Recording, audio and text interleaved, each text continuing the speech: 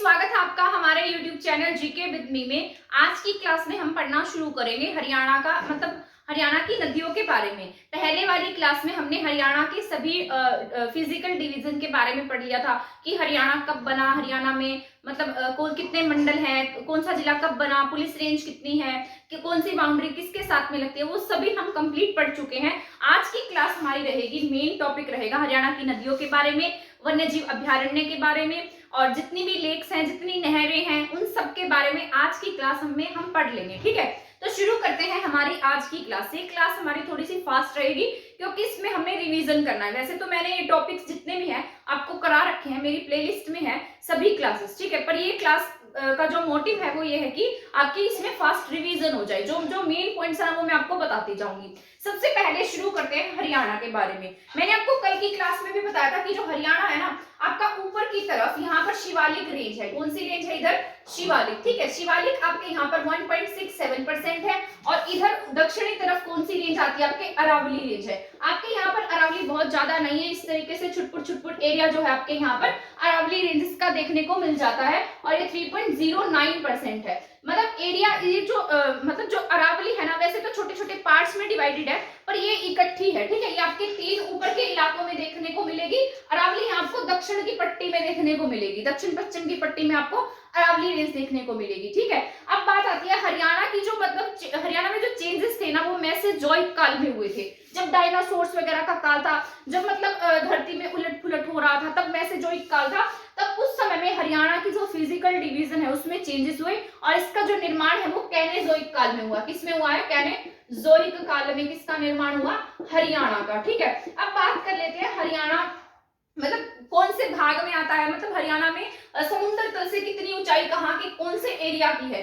तो सबसे पहले मैं आपको बताती हूँ कि जो आपके समुद्र तल से ऊंचाई हरियाणा के, जिस तरीके से आपका उत्तरी भाग है शिवालिक रेंज है, शिवालिक रेंज जो हरियाणा है ना, समुद्र तल से 600 मीटर की शिवालिक रेंज जो है वो समुद्र तल से 600 मीटर ऊंचा, 600 मीटर प्लस तक इसकी औसत ऊंचाई है। किसकी?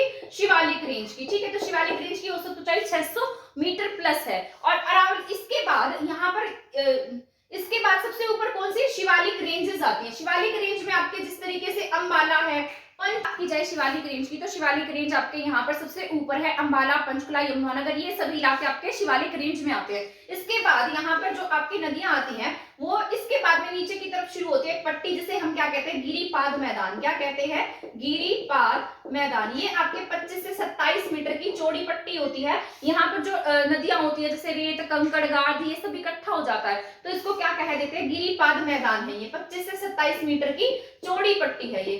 ठीक है, इसके बाद में शुरू हो जाते हैं आपके जलोढ़ मैदान। कौन से मैदान है यहाँ पर?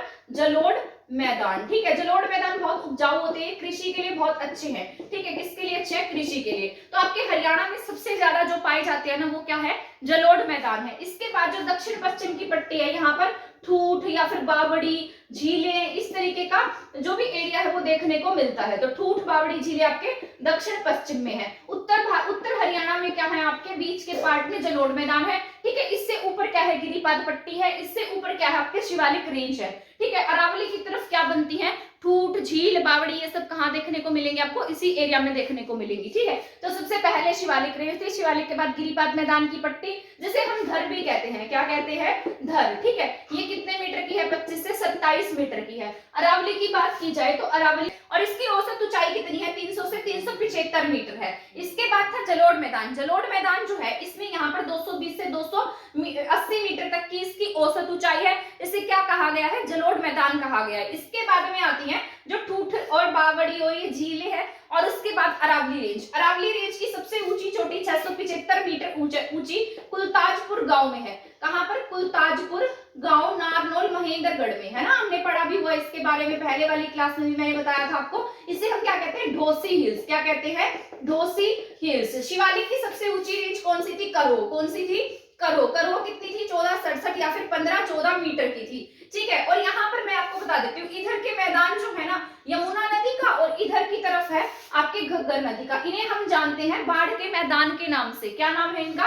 बाढ़ का मैदान। ठीक है, तो ये एग्जाम में पूछा गया कि बताइए इनके बाढ़ का मैदान का नाम क्या है। तो यमुना की तरफ क्या है? बैठ है, और घग्गर की तरफ क्या आता है आपके? नाली है। घग्गर की तरफ वाला मैदान क्या है? नाली। मैंने इसको इस तरीके से याद किया, जो घग्गर नदी है ना वो मौसमी नदी है, यानी कि वो नाली की जैसी है, ऐसे याद रखो नाली की जैसे। तो इसकी तरफ का मैदान क्या है? नाली है, और यमुना नदी का क्या है? बैठ है। ठीक है, और इधर के जो मैदान है उन्हें हम क्या कहते हैं? नई मिट्टी के मैदान। क्या कहते हैं? नई मिट्टी के मैदान। ठीक है, नई मिट्टी के मैदान को हम किस नाम से जानते हैं? खादर के नाम से। किस नाम से जानेंगे? खादर। और इधर के जो मैदान है ना वो कैसे हैं आपके? पुरानी मिट्टी से बने हैं, पुराने हैं, तो इन्हें हम जानते हैं बांगर के नाम से। किस नाम से जानते हैं? बांगर के नाम से। ठीक है, तो यहाँ तक तो हम पढ़ चुके हैं। सबसे पहले क्या था? शिवालिक रेंज है। शिवालिक 1.67% है। इधर अरावली है। सबसे ऊपर शिवालिक में 3 जिले आते हैं आपके, और सबसे ऊंची चोटी करहो है इसकी। इसकी ऊंचाई 600 मीटर है। ठीक है, और इसके बाद गिरिपाद मैदान यानी कि चौड़ी पट्टी शुरू हो जाती है, जिसे हम क्या कहते हैं? गिरिपाद मैदान या फिर धर भी कहा जाता है। 25 से 27 मीटर की चौड़ी पट्टी होती है ये। मतलब यहाँ पर जो कंकड़ पत्थर इस तरीके के भाग देखने को मिलते हैं, जो नदियां अपने साथ बहा कर लाती हैं, तो ये सभी कंकड़ यहाँ इकट्ठे हो जाते हैं। और यहाँ पर जो मतलब खेती है ना वो बहुत अच्छी नहीं होती है, क्योंकि कंकड़ पत्थर होते हैं यहाँ। ठीक है, और यहाँ इसे क्या कहा गया है? 25 से 27 मीटर की चौड़ी पट्टी। इसके बाद शुरू होते हैं आपके जलोढ़ मैदान, जहां पर खेती बहुत अच्छी होती है। यहाँ पर नहरों से, नलकूपों से सिंचाई की जाती है। एक बात और बताती हूँ, आपके हरियाणा में सबसे अधिक जो सिंचाई है ना, सबसे अधिक सिंचाई नलकूपों से होती है। किससे होती है सबसे अधिक? नलकूपों से। ठीक है, इसके बाद होती है आपके यहाँ पर नहरों से। सेकंड नंबर किसका आता है? नहरों का। सबसे फर्स्ट नंबर नलकूपों का है। ठीक है, तो नलकूपों से सिंचाई सबसे अधिक होती है, और नहरों से होती है सेकंड नंबर पर। आपके हरियाणा में सबसे अधिक सिंचित क्षेत्र कौन सा है? हरियाणा का सबसे सिंचित क्षेत्र, सबसे अधिक सिंचित है आपका सिरसा। कौन सा है? सिरसा। और सबसे कम पूछेगा तो आप क्या टिक करेंगे? पंचकुला। कौन सा टिक करेंगे?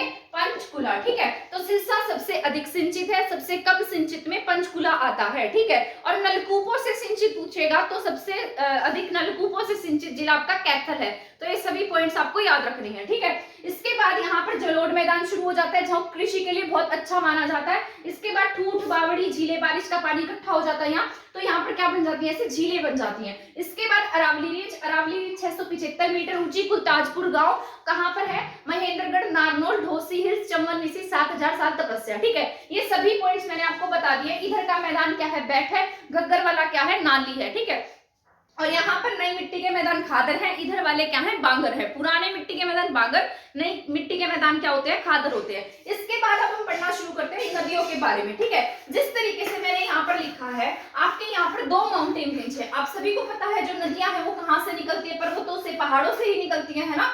जहां पर माउंटेन रेंज होगी वहीं से नदियां निकलेंगी। तो उसी प्रकार आपके यहाँ पर 2 फेमस क्या है? माउंटेन रेंजेस है, जहां से नदियों का उद्गम होता है। एक शिवालिक रेंज है आपके, और एक यहाँ पर अरावली रेंज है। ठीक है, शिवालिक, अब हम इसको 2 कैटेगरी में डिवाइड करके पढ़ेंगे। सबसे पहले पढ़ेंगे शिवालिक रेंज से निकलने वाली नदियों के बारे में। उससे पहले मैं आपको यमुना नदी के बारे में बताऊंगी। ठीक है, यमुना नदी के बारे में इसलिए मैं अलग से कह रही हूँ क्योंकि यमुना नदी आपकी अकेली ऐसी नदी है, बड़ी नदी है। ठीक है, 12मासी है, परंतु इसकी जो रेंज मतलब इसका जो उद्गम है ना वो शिवालिक रेंज नहीं है। ठीक है, तो आपको याद रखना है यमुना नदी का उद्गम क्या नहीं है? शिवालिक रेंज नहीं है। तो शिवालिक से ये नहीं निकलती है। एक पॉइंट तो आपको ये याद रख लेना, कभी आप जाओ और टिक कर दो शिवालिक रेंज, क्योंकि ऊपर से निकल रही है ना। इस तरीके से यहाँ से इसकी एंट्री यमुनानगर से इंडिया में हरियाणा में यमुनानगर से प्रवेश करती है ना। और इसकी जो एंट्री है ना वो मैं बताती हूँ आपको, उत्तराखंड से निकलती है, गढ़वाल हिमालय से। कहां से? ऊपर उत्तराखंड से, गढ़वाल हिमालय से निकल कर आती है। ठीक है, गढ़वाल हिमालय। और पहाड़ी पूछेगा तो कौन सी टिक करेंगे? बंदरपूछ। कौन सी है? बंदरपूछ पहाड़ी। कहां से निकलती है ये? बंदरपूछ पहाड़ी से 6300 प्लस लगा लीजिए, 6300 प्लस मीटर की ऊंचाई से निकलती है। ठीक है, 130 है वैसे तो, पर मैंने 6300 बोल दिया, 6300 प्लस लगा लो, 6330 मीटर ऊंचाई से क्या निकलती है? यमुना नदी का उद्गम है। ठीक है, और ये कहां से निकल रही है? गढ़वाल हिमालय से निकल रही है। शिवालिक से इसकी एंट्री नहीं है, ये आपको याद रखना है। शिवालिक रेंज से ये नहीं निकलती है। ठीक है, और इसकी जो ये यूपी के साथ में सीमा साझा करती है, 320 किलोमीटर की सीमा जो है वो यूपी के साथ में यमुना नदी और हरियाणा के, यमुना नदी बनाती है। किसके बीच में? यूपी के बीच और हरियाणा के बीच 320 किलोमीटर की सीमा बनाती है। अब बात कर लेते हैं यमुना नदी को हम किस किस नाम से जानते हैं। सूर्य की पुत्री है, ये क्या है, सूर्य की पुत्री, ठीक है। और बारहमासी है, क्या है, बारहमासी। हरियाणा की सबसे लंबी नदी है, ठीक है, हरियाणा की सबसे लंबी, हरियाणा की सबसे लंबी नदी है, बारहमासी है, सूर्य की पुत्री है, यम की बहन है, ठीक है, किसकी, यम की बहन। तो इस तरीके से इसे अलग अलग नामों से जाना गया है, बारहमासी है, सूर्य की पुत्री है, यम की बहन है, हरियाणा की सबसे लंबी नदी है, शिवालिक रेंज से नहीं निकलती है, यूपी के साथ 320 किलोमीटर की सीमा बनाती है, और कितनी ऊंचाई से निकल रही है, 6330 मीटर की ऊंचाई से निकल रही है, उत्तराखंड गढ़वाल हिमालय से, ठीक है। इसके बाद बात कर लेते हैं ये कहां पर, मतलब इसके ऊपर सबसे पहले बांध की बात करते हैं। बांध बनाया गया है जिसे नाम दिया गया हथिनी कुंड, क्या नाम है, हथिनी कुंड। पहले इसका नाम था ताजेवाला, क्या नाम था, ताजेवाला, ठीक है। ताजेवाला से ही हमने यहाँ पर दो नदियां निकाली थी, एक पूर्वी यमुना नहर और एक थी पश्चिमी यमुना नहर। क्या क्या नाम था इसका, पूर्वी यमुना और पश्चिमी यमुना। तो हमारे यहाँ पर जो नदी आ गई उसे नाम दिया गया पश्चिमी यमुना नहर, और इनकी तरफ चली गई, यूपी में चली गई, उसे नाम दिया गया पूर्वी यमुना नहर। तो हमारे हरियाणा में कौन सी है, पूर्व पश्चिमी यमुना नहर है। कब बनी थी, 1879 में। कब बनी, 1879 में बनी थी, ठीक है। इसको वैसे तो इसका बहुत पुराना इतिहास है, जैसे सबसे पहले इस पर काम फिरोज शाह तुगलक ने कराया, मोहम्मद बिन तुगलक ने इसको रिनोवेट कराया, अंग्रेजों के समय में इस पर काम हुआ है ना। इसको बनाने के लिए बंगाल इंजीनियर्स ने काम किया था, किसने, बंगाल इंजीनियर्स ने, ठीक है। और इसके साथ साथ थे एक बंगाल इंजीनियर और एक थे इंजीनियर्स थे, अंग्रेजों के समय में बनी थी। कब बनी है, 1879 में बनी, ठीक है। और इसके बाद यहाँ पर एक जो बैराज बनाया गया था ताजेवाला, जो ताजेवाला था ना, वो बहुत अच्छी कंडीशन में नहीं रहा था, तो हमारी हरियाणा सरकार ने 1991 में इसमें मतलब इसको बदल दिया, रिप्लेस कर दिया। किससे रिप्लेस किया, हथनी कुंड से, ठीक है। 1879 में पश्चिमी यमुना नहर बनी, 1991 में ताजेवाला को किससे रिप्लेस किया गया, हथनी कुंड से रिप्लेस किया गया, क्योंकि ये जो था ना ये टूट फूट गया था। और इस तरीके से मैंने आपको समझा रखा है, शॉर्ट वीडियो भी डाल रखी है कि इस तरीके से पहले यहाँ पर ये था, यहाँ ये था, मतलब इस तरीके से बैराज था, यहाँ आने जाने का रास्ता होता था, पर ये बीच में से टूट गया है ना, और यहाँ पर एक झूला भी लगा हुआ था। इस तरीके से मैंने आपको सारा समझाया हुआ है, पर यहाँ पर अब हम आज ज्यादा नहीं पढ़ेंगे उन सब के बारे में, क्योंकि हमारी क्लास जो है वो रिवीजन के पॉइंट ऑफ व्यू से है। फालतू बातें आज की क्लास में हम नहीं करेंगे, यानी कि मेरा कहने का मतलब है कि जो डिटेल से पढ़ाना है ना वो आज की क्लास में नहीं पढ़ाया जाएगा, ठीक है। तो 1879 में ये आपसे पूछा जाएगा, 1879 में पश्चिमी यमुना नहर बनी, ठीक है। सबसे पुरानी नहर पूछेगा तो पश्चिमी यमुना नहर है, जो किसकी शाखा है, यमुना नदी की है। ताजेवाला बैराज से निकाली गई थी, लेकिन अब उसकी जगह पर क्या है, हथनी कुंड बैराज है। हथनी कुंड कब बनाया गया, 1991 में, ठीक है। इन दोनों के बीच में 2 किलोमीटर या 3 किलोमीटर तक का डिफरेंस है, यानी कि आसपास ये लगते हैं, ठीक है। और यहीं पर क्या है, मतलब बैराज क्या होता है, इसमें 10 गेट लगे हुए हैं। कितने गेट है, 10 गेट, ठीक है। 1991 में हथनी कुंड बना था, तो आपको ये याद रखना है। अब बात करते हैं यमुना नदी की, ये यहाँ पर कौन से जिले में से बहती है, ठीक है। तो यमुना नदी आपको पता है, सबसे पहले यमुना कलेसर से इसकी एंट्री है हरियाणा में। कहां से, कलेसर से, ठीक है। कलेसर नेशनल पार्क भी है, वाइल्ड लाइफ सेंचुरी भी है, 2003 में बने थे, ठीक है। और ये लाल जंगली मुर्गे के लिए फेमस है। लाल जंगली मुर्गे का जो प्रजनन सेंटर है वो पिंजौर पंचकुला में है, ठीक है। तो ये सभी आपको मैं पढ़ाऊंगी, जो इनके ब्रीडिंग सेंटर है कहाँ पर है, अभ्यारण्य कहाँ पर है, ये सब भी आज की क्लास में कंप्लीट करा दूंगी। तो यमुनानगर में क्या है, कलेसर से इसकी एंट्री। यमुनानगर के बाद आता है करनाल, करनाल के बाद है पानीपत, पानीपत के बाद में सोनीपत, यहाँ दिल्ली आ जाता है। दिल्ली के बाद इस तरीके से गुड़गांव अंदर की तरफ रह जाता है, झज्जर अंदर की तरफ रह जाता है। फिर है फरीदाबाद, क्या है, फरीदाबाद। फरीदाबाद के बाद है पलवल, पलवल से होती हुई ये कहाँ चली जाती है, यूपी के हसन, पलवल के हसनपुर से होती हुई, कहां से, हसनपुर से होती हुई यूपी में एंटर कर जाती है। कहां पर एंटर करती है, यूपी में, ठीक है। तो कहां चली जाती है, यूपी में चली जाती है, ठीक है। तो हमारे हरियाणा के कितने जिले हो गए, कितने जिलों से जाती है, 1 2 3 4, इसके बाद 5 और 6, हरियाणा के 6 जिलों को टच करती है। कितने जिलों को, 6 जिलों में से जाती है। तो आपको याद रखना है, हरियाणा के 6 जिलों में से जाती है कौन सी नदी, यमुना नदी, ठीक है। तो आपको याद रखना है। सबसे पहली ऊपर बात की जाए यमुना नदी की, तो यमुना नदी की हिमाचल प्रदेश से 2 छोटी छोटी नदियां हैं जो इसकी सहायक नदी है, ठीक है। उनके बारे में बता देती हूँ, क्योंकि जो छोटे पॉइंट्स होते हैं ना उसके बारे में ज्यादा पूछता है, ठीक है। तो यहाँ पर यमुना नदी है, यमुना नदी पर 2 बांध और बनाए गए हैं।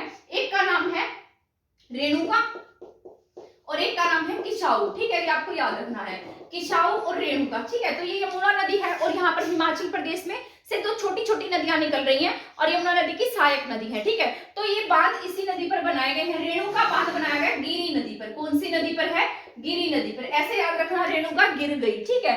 और किसाऊ, किसाऊ बांध, किसाऊ बांध कौन सी नदी पर है, टोंस बांध पर, टोंस नदी पर, कौन सी नदी पर, टोंस नदी पर, हिमाचल प्रदेश में है ये दोनों नदियां, ठीक है। रेणुका बांध कौन सी नदी पर है, गिरी नदी पर है। टोंस, जो किसाऊ बांध है वो कौन सी नदी पर है, टोंस नदी पर है। ये दोनों किसकी सहायक नदियां हैं, यमुना की। यमुना आप सभी जानते हैं गंगा की सबसे बड़ी सहायक नदी है ना। वैसे तो यमुना की जो सहायक नदियां बड़ी नदियों में चंबल, बेतवा, केन, ये सब इसमें मिलती है, मालवा के पठार मध्य प्रदेश से निकलती है, ठीक है, अमरकंटक की पहाड़ियों से। तो इस तरीके से तो वो तो इंडियन रिवर्स की बात है, लेकिन हम यहाँ बात कर रहे हैं यमुना नदी की, ठीक है। तो ये आपके यहाँ से मतलब आपके 6 जिलों को, हरियाणा के 6 जिलों से जाती है। सबसे अधिक जो सीमा है ना, मतलब सबसे अधिक बहती है ये आपके करनाल में, ठीक है। तो आपको ये याद रख लेना, करनाल में क्या होता है, ये सबसे अधिक बहती है, ठीक है। तो इस जितने भी पॉइंट्स से मैंने आपको बता दिए हैं यमुना नदी के बारे में। यमुना नदी शिवालिक से नहीं निकलती है, ये आपको याद रख लेना। इसके बाद बात करते हैं हम शिवालिक रेंज से निकलने वाली नदियों के बारे में, ठीक है। यहाँ पर पढ़ लेते हैं शिवालिक रेंज से निकलने वाली नदियां।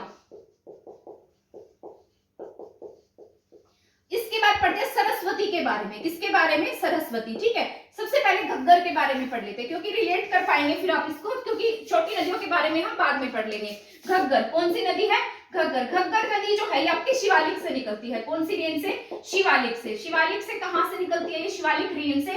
वैसे तो इसके बाद बात करते हैं घग्गर नदी की। घग्गर नदी शिवालिक रेंज से निकलती है, हिमाचल प्रदेश। कहां से, हिमाचल प्रदेश, डांगशाई की पहाड़ियों से। कहां से इसकी एंट्री, डांगशाई की पहाड़ियों से, ठीक है। और ये हरियाणा के कालका में एंटर करती है। कहां पर, कालका। कालका आप सभी जानते हैं पंचकुला में है। ब्रॉड नैरो गेज भी यहाँ पर रेलवे का है ना, जो आपका हेरिटेज में भी शामिल है, विरासत सूची में शामिल है।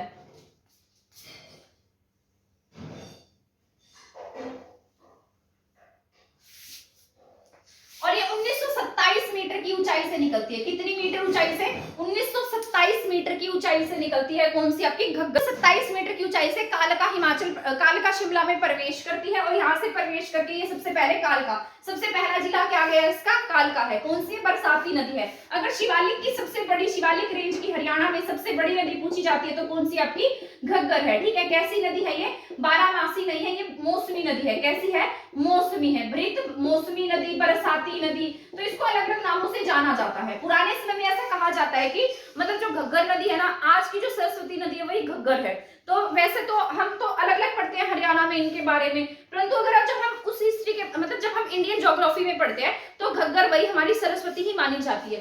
तो जो घग्गर नदी है ये मौसमी है, बरसाती है, कालका पंचकुला से हरियाणा में एंटर करती है। इसके बाद ये एंटर करती है कैथल में। कुरुक्षेत्र को टच नहीं करती है, आपने यहाँ देखा है। कुरुक्षेत्र ना तो यमुना नदी कुरुक्षेत्र में थी, ना ही घग्गर नदी, तो दोनों बड़ी नदियां कुरुक्षेत्र में नहीं है, ठीक है। कैथल के बाद ये जाती है आपके सॉरी अंबाला, अंबाला रह गया है अंबाला में। कहां पर, अंबाला। अंबाला के बाद कैथल, ठीक है। कैथल के बाद जींद में नहीं जाती है, जींद में नहीं जाती है कौन सी, घग्गर नदी। यहाँ संगरूर को टच करती है। संगरूर कहाँ का है, पंजाब का, ठीक है। तो पंजाब से होती हुई आगे फतेहाबाद में, फतेहाबाद के बाद सिरसा, और सिरसा के बाद ये चली जाती है आपके राजस्थान में। कहाँ एंटर कर जाती है, राजस्थान में, ठीक है। कहाँ एंटर कर जाती है, राजस्थान में। राजस्थान में इस नदी को क्या कहा जाता है, हाकड़ा नदी। क्या कहते हैं, हाकड़ा नदी, ठीक है। घग्गर नदी पर सिरसा नदी में O2 बैराज बनाया गया। कौन सा बैराज है, O2 बैराज, जिसे क्या कहा गया है, वीरराज। क्या कहते हैं जिसे, वीरराज, ठीक है। इसके दो नाम है, O2 बैराज और वीरराज। वहां पर इस पर बनाया गया है कौशल्या डैम। क्या नाम है, पंचकुला में इस पर कौन सा डैम बनाया गया है, कौशल्या डैम, ठीक है। यमुना नदी पर एक नदी और है, सोम नदी। इसकी क्या है, सहायक नदी है यमुना नदी की, सहायक नदी सोम्ब। सोम्ब नदी पर एक डैम बनाया गया जिसे नाम दिया गया पथराला डैम। क्या नाम दिया गया है, पथराला डैम। और इधर घग्गर नदी पर कौन से है, सिरसा में O2 बैराज है, और यहाँ पर कौशल्या डैम कहाँ पर है आपके, पंचकुला में। ये आपको याद रख लेना है, पंचकुला में कौशल्या डैम है, सिरसा में O2 बैराज है। और यहाँ पर और भी डैम बनाए गए हैं, एक मैं बता देती हूँ, कौशल्या डैम हो गया। दीवनवाला कौन सा है घग्गर नदी पर, दीवनवाला बांध, दिंगराना बांध, ऐसे ही अजीब सा नाम है इसका, ठीक है। कौशल्या डैम और आपके हैं O2 बैराज। तो ये चारों डैम कौन सी नदी पर हैं आपके, दीवन वाला, छामला, छामला डैम भी यही है, ठीक है, छामला डैम। तो ये सभी डैम घग्गर नदी पर है। कौन सी नदी पर है, घग्गर नदी पर। साथ ही साथ बता देती हूँ ताकि आपको इसको मतलब इजी हो जाए आपको याद करने में, ठीक है। और यहाँ पर कौन से थे यमुना नदी पर, सोम है, गिरी है, टोंस है, और सबसे बड़ा कौन सा है, हथनी कुंड है। पहले ताजे वाला था, आज क्या है, हथनी कुंड है। तो ये सभी आपको याद रख लेना है। आई होप ये समझ में आ गए होंगे आपको। जब घग्गर नदी है वो कितने जिलों में जाती है, पंचकुला में, अंबाला में, इसके बाद कैथल में, कैथल के बाद जींद नहीं है, जींद के बाद फतेहाबाद, फतेहाबाद के बाद सिरसा, सिरसा से सीधी कहाँ एंटर कर जाती है, ये आपके सिरसा से चली जाती है आपके राजस्थान में, राजस्थान में इसको भाखड़ा कहा जाता है, ठीक है। फतेहाबाद से आपके यहाँ पर भाखड़ा नांगल जो डैम बनाया गया है और उसी से भाखड़ा नदी निकाली गई है, उसकी एंट्री, भाखड़ा नदी की एंट्री आपके टोहाना फतेहाबाद से होती है। यही बता देती हूँ मैं आपको, ठीक है। चलो बाद में बता दूंगी, आपको कंफ्यूजन क्रिएट हो जाएगी ऐसे, ठीक है। तो यहाँ पर क्या है, आपके कौशल्या डैम पंचकुला में है, कालका, अंबाला, इस प्रकार हमारे हरियाणा के कुछ जिलों को टच करते हुए घग्गर नदी आगे की तरफ कहाँ चली जाती है, राजस्थान में चली जाती है। इसके बाद हम बात कर लेते हैं सरस्वती नदी की, ठीक है। सरस्वती नदी की, सरस्वती नदी की एंट्री आपके पूछा जाएगा तो हिमाचल प्रदेश से होती है। हिमाचल प्रदेश से एंट्री करके ये कहाँ पर आती है, यमुनानगर में। यमुनानगर के आदि बद्री से इसकी एंट्री इस तरीके से है, कहाँ से है, आदि बद्री से। आदि बद्री यमुनानगर से होते हुए आपके कुरुक्षेत्र में जाती है, और कुरुक्षेत्र से एंट्री करके फिर ये किस में मिल जाती है, आपके सरस्वती नदी घग्गर नदी में मिल जाती है। किससे, कुरुक्षेत्र से किस में चली जाती है, ये आपके सरस्वती में, ठीक है। तो आपसे सॉरी, घग्गर में। सरस्वती नदी किस में चली जाती है, घग्गर में। सरस्वती नदी का उद्गम क्या है आपका, ये कहां से निकलती है, हिमाचल प्रदेश के सिरमौर जिले से। कहां से, सिरमौर, ठीक है। सै से सरस्वती, सै से सिरमौर, ठीक है। सै से सरस्वती, सै से सिरमौर, हिमाचल प्रदेश। और फिर यहाँ पर यमुनानगर में इसकी एंट्री कहां से है, आदि बद्री से। किससे है, आदि बद्री से। वैदिक काल में सबसे पवित्र नदियों में से एक मानी जाती थी सरस्वती नदी, जिसे सप्त सिंधु प्रदेश कहते हैं। सप्त सिंधु प्रदेश में आपकी सरस्वती नदी शामिल है। सरस्वती, सिंधु और आपके पंजाब की 5 नदियां किसमें आती थी, सप्त सिंधु प्रदेश में, ठीक है। घग्गर, सरस्वती, हिमाचल प्रदेश, सिरमौर, आदि बद्री, ये सब याद रखना है। सरस्वती नदी के किनारे बैठकर ही वेद व्यास जी ने महाभारत की रचना की है। नरकातारी तीर्थ भी इसी के किनारे है, ठीक है। नरकातारी तीर्थ, नरक से तारने वाला तीर्थ, कहां पर है, आपके आदि बद्री सरस्वती नदी के किनारे है। ये आपको याद रख लेना है। तो जितने पॉइंट्स मैंने आपको बताए हैं, कहां से एंटर होती है, ये आपके हिमाचल प्रदेश से एंट्री कहां से होती है, कलेसर, मतलब आदि बद्री यमुनानगर से एंटर करती है, फिर ये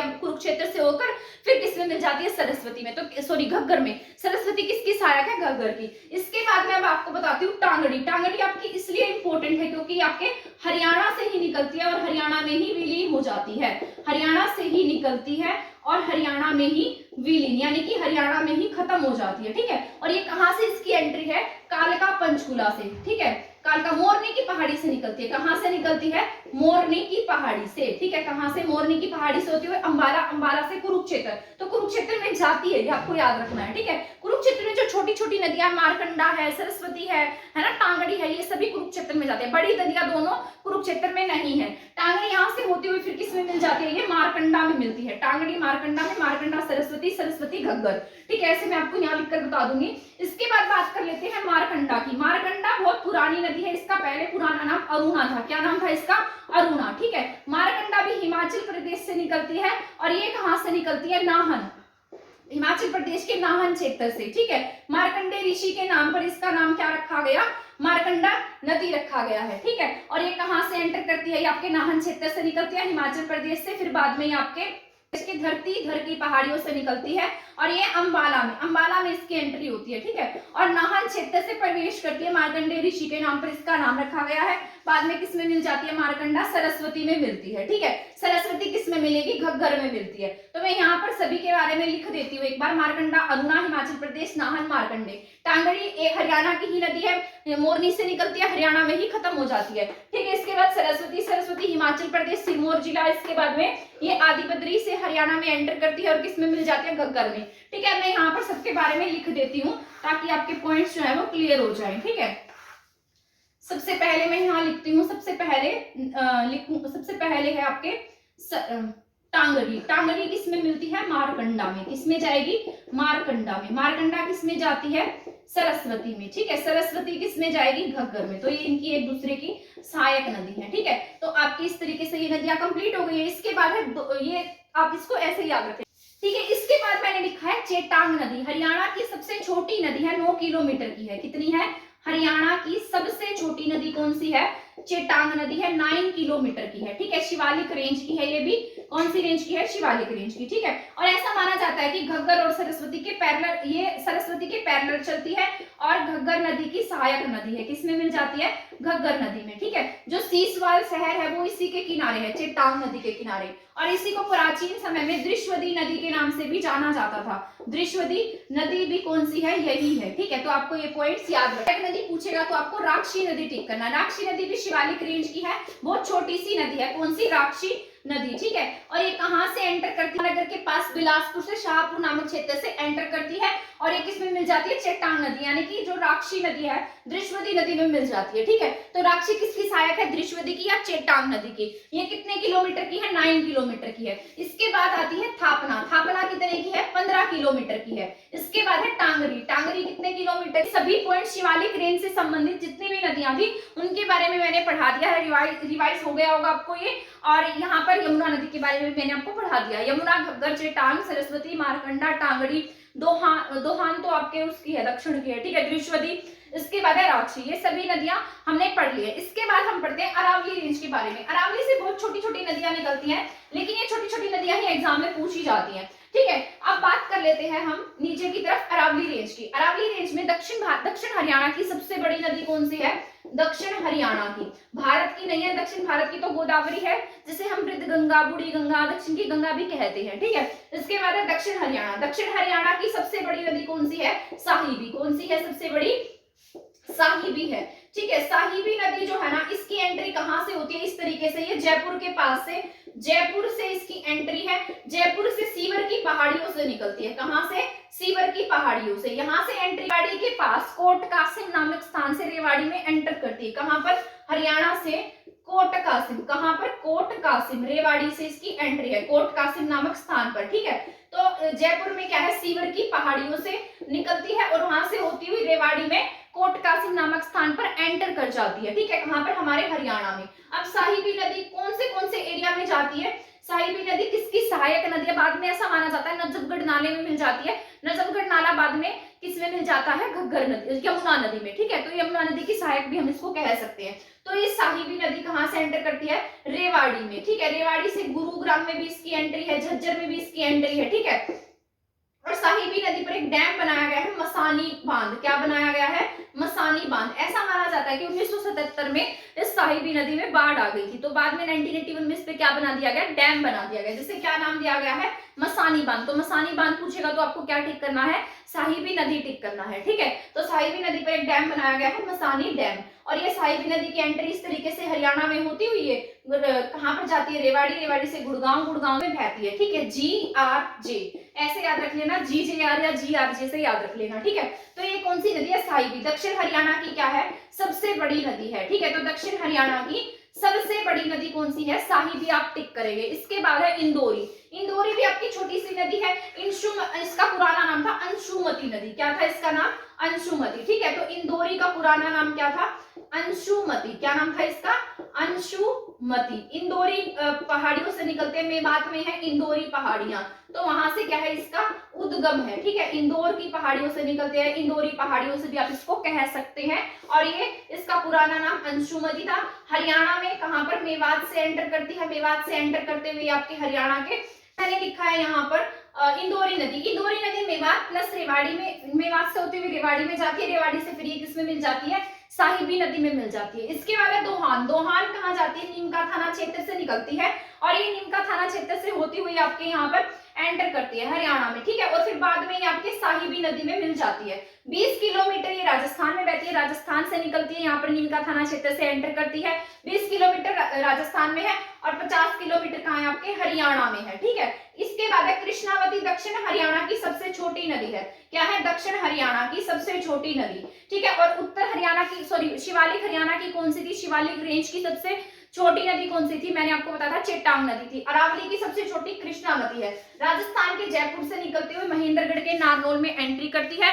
नारनौल से एंटर करके रेवाड़ी, कोसली, झज्जर से होती हुई बरहोड़ नाले में मिल जाती है। तो अगर पूछेगा दक्षिण हरियाणा की जितनी भी नदियां है ना, वो सभी किसकी सहायक नदी है? साहिबी की, साहिबी में मिलती है। साहिबी किसमें मिलती है? नजफगढ़ नाले में। नजफगढ़ नाला किसमें मिलता है? यमुना नदी में। तो हमारा जितना भी नदियों का टॉपिक था ना, वो सभी मैंने आपको कंप्लीट करा दिया है। बांध के बारे में भी बता दिया है कि कौन सी नदी पर कौन सा बांध बनाया गया है, ठीक है। इसके बाद हम पढ़ेंगे हरियाणा की नहरों के बारे में, मतलब उसको भी मैं बता दूंगी कि कौन सी नहर कहाँ से एंटर करती है, इसका उद्गम स्थल कहाँ पर है, उन सब के बारे में हम पढ़ लेते हैं, ठीक है। मैंने लिखा है हरियाणा की नहरों के बारे में, बस आपका इतना ही जान लेना जरूरी है कि कौन सी नहर कौन से जिले में है, कहाँ पर सिंचाई की जाती है, वो सभी मैंने यहाँ पर लिख दिया है। सबसे पहले मैंने लिखा है बाखड़ा नांगल। हमारे यहाँ पर बाखड़ा डैम के जो जन्मदाता है वो चौधरी छोटूराम को कहा जाता है। 1945 में एग्रीमेंट साइन हुआ था और 1954 में बाखड़ा डैम में क्या आया? पानी आया था, ठीक है। जो बिलासपुर के राजा थे उनके साथ में एग्रीमेंट किया गया था, इसके लिए एक बोर्ड का गठन भी किया गया है, ठीक है। तो बाखड़ा नांगल जो डैम है वो सतलुज नदी पर बाखड़ा डैम बनाकर निकाली गई है। कौन सी? बाखड़ा नांगल नहर। इसके बाद हरियाणा में कहां से एंटर करती है? मैंने आपको बताया था इस तरीके से, फतेहाबाद के टोहाना से हरियाणा में इसकी एंट्री है, ठीक है। तो इस तरीके से सिरसा, फतेहाबाद, इस इलाकों में यहाँ पर क्या होती है? हिसार, यहाँ पर इससे सिंचाई की जाती है। तो बाखड़ा नांगल सतलुज नदी पर बाखड़ा डैम बनाकर निकाली गई है, ठीक है। हरियाणा में टोहाना, फतेहाबाद से एंटर करती है। इसके बाद पश्चिमी यमुना के बारे में भी मैंने आपको बता दिया था जब मैंने आपको यमुना नदी के बारे में पढ़ाया था। 1879 में ताजेवाला से निकाली गई थी दो नहरें, एक पूर्वी यमुना, एक थी पश्चिमी यमुना, ठीक है। हथनी कुंड डैम बनाया गया 1991 में, ताजेवाला बना था पहले, इसको रिप्लेस किया 1991 में। इससे करनाल, पानीपत, सोनीपत, यानी कि ऐसा मान लीजिए कि पूरे हरियाणा में इससे सिंचाई होती है। इसके बाद है बाखड़ा। बाखड़ा नहर जो है इसकी दो ब्रांचेस है, एक है इसकी नहर नरवाना लिंक और एक इसकी बरवाला लिंक, ठीक है। नरवाना लिंक से इसके जींद और कैथल में सिंचाई होती है और बरवाला लिंक से हिसार और फतेहाबाद के एरिया में इससे सिंचाई होती है। तो आपको याद रख लेना है, बरवाला और नरवाना लिंक किसकी शाखाएं हैं? बाखड़ा नहर की। इसके बाद है जवाहरलाल नेहरू नहर, ठीक है। ये जवाहरलाल नेहरू नहर जो है ना, ये आपके महेंद्रगढ़ में है और ये जो नहर है ये किसकी ब्रांच है? बाखड़ा नहर की, ठीक है। तो बाखड़ा नहर की ब्रांच है कौन सी? जवाहरलाल नेहरू। कहाँ पर है ये? महेंद्रगढ़ में है, भिवानी में नहीं है। इसके बाद भिवानी नहर आपकी बहुत बहुत बहुत इंपॉर्टेंट है। इसका नाम जो है ना वो आपके हरियाणा के राज्यपाल BN चक्रवर्ती जी के नाम पर रखा गया है, जो आपके हरियाणा के सबसे लंबे समय के क्या रहे थे? राज्यपाल रहे थे BN चक्रवर्ती, ठीक है। कार्यकाल के दौरान इनकी मौत हुई थी। तो BN चक्रवर्ती, वीरेंद्र नारायण चक्रवर्ती, ठीक है, राज्यपाल रहे। भिवानी जिले में जो नहर है भिवानी नहर, इन्हीं के नाम पर इसका नाम रखा गया और उत्पादक यानी कि लिफ्ट सिंचाई परियोजना के तहत इसको बनाया गया। इसके बाद है गुड़गांवा नहर। ओखला डैम से निकाली गई, यमुना नहर से निकाली गई वैसे तो, ओखला बैराज बनाकर, कहां से? दिल्ली में, ठीक है। और ये गुड़गांव और फरीदाबाद से क्या होती है? गुड़गांव से इसकी एंट्री, गुड़गांव और फरीदाबाद में इससे सिंचाई होती है। इसके बाद है लोहारू नहर। लोहारू भी इंपॉर्टेंट है, इंदिरा गांधी के नाम पर इसका नाम रखा गया है, ठीक है। इसको हम ये पहले कहां पर थी? भिवानी में थी, लेकिन जब भिवानी से चरखी दादरी अलग हुआ तब हम इसे कहां काउंट करते हैं? चरखी दादरी में। इसके बाद है दादूपुर नलवी नहर। ये भी इंपॉर्टेंट है आपके, वैसे तो अब इतना मतलब इसके बारे में पढ़ना इतना जरूरी नहीं है क्योंकि खत्म हो गई है, सरकार ने, जो हाई कोर्ट था ना उसने इसके लिए मनाही कर दी है। तो दादूपुर नलवी नहर 363 किलोमीटर की परियोजना थी। 1985 से लेकर 2005 तक इस पर जो भी मतलब डिस्प्यूट रहा था, अब ये बंद है, ठीक है। यमुनानगर, कुरुक्षेत्र और कैथल के लिए बनाई गई थी। SYL इंपॉर्टेंट आपकी 212 किलोमीटर की है, पंजाब और हरियाणा के बीच में क्या है? इसमें विवाद है, इसके बारे में कंप्लीट पढ़ा रखा है मैंने, ठीक है। SYL कितनी है? 212 किलोमीटर की है, 91 किलोमीटर की हरियाणा में और 121 किलोमीटर की पंजाब की है। हमने हमारा काम कंप्लीट कर रखा है, वो अपना काम कंप्लीट नहीं कर रहे, इसलिए दोनों राज्यों के बीच में क्या है? विवाद है, ठीक है। नांगल जो परियोजना है वो उससे कहां सिंचाई होती है? अंबाला में। तो यहाँ तक कि मैंने आपको जितने भी पॉइंट्स थे वो सभी समझा दिए हैं। आज की क्लास में इतना ही है क्योंकि क्लास जो है वो बहुत लेंथी हो जाएगी। अगली क्लास में मैं आपको अभ्यारण्य के बारे में और बाकी जितने भी झीलें हैं उन सब के बारे में पढ़ा दूंगी। आज की क्लास के लिए इतना सफिशिएंट है, ठीक है। आई होप आपको ये क्लास पसंद आई होगी। अगर आपको लगता है किसी बच्चे के लिए क्लास हेल्पफुल हो सकती है तो उसको शेयर करना ना भूलना। थैंक यू, धन्यवाद।